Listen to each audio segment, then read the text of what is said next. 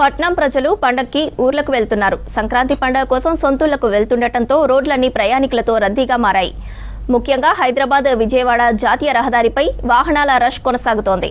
యాదాద్రి భువనగిరి జిల్లా పరిధిలోని Panthangi toll plaza వద్ద సుమారు 2 కిలోమీటర్ల మేర ట్రాఫిక్ జామ్ ఏర్పడింది.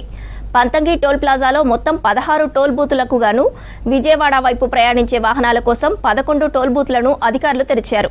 అయినా వాహనాల సంఖ్య అధికంగా ఉండటంతో పంతంగి టోల్ ప్లాజా వద్ద వాహనాలు బారులు తీరుతున్నాయి. కేతపల్లి మండలం కొర్లపహడ్ టోల్ ప్లాజా దగ్గర 4వ రోజు వాహనాల రద్దీ కొనసాగుతోంది. ప్రతి 3 సెకండ్లకు వాహనం వెళ్లే విధంగా ఏర్పాటు చేశారు టోల్ సిబ్బంది. వాహనదారులకు ఇబ్బందులు తలెత్తకుండా టోల్ ప్లాజా సిబ్బంది హ్యాండ్ స్కానర్ల సహాయంతో వేగంగా టోల్ వసూలు చేస్తూ వాహనాలను పంపించేందుకు ప్రయత్నిస్తున్నారు. ట్రాఫిక్ను అదుపులోకి తెచ్చేందుకు పోలీసులు ప్రత్యేక చర్యలు చేపడుతున్నారు. హైదరాబాద్ విజయవాడ జాతీయ రహదారిపై ఎక్కడికక్కడ వాహనాలు బారులు తీరిన దృశ్యాలు కనిపిస్తున్నాయి. ఎల్బీ నగర్, వనస్థలిపురం, అబ్దుల్లాపూర్ మెట్ ఇలా ఎక్కడ చూసినా హైవేపై వాహనాలే కనిపిస్తున్నాయి. ఇక గత 5 రోజులుగా హైదరాబాద్ విజయవాడ జాతీయ రహదారిపై సుమారు 5,50,000 వాహనాలు రాకపోకలు జరిగినట్లు తెలుస్తోంది.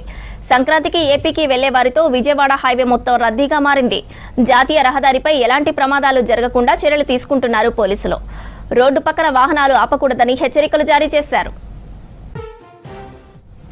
సంక్రాంతికి ఊర్లకు వెళ్లే వారి కోసం ఆర్టీసీ, రైల్వే స్పెషల్ సర్వీసులు నడుపుతున్నాయి.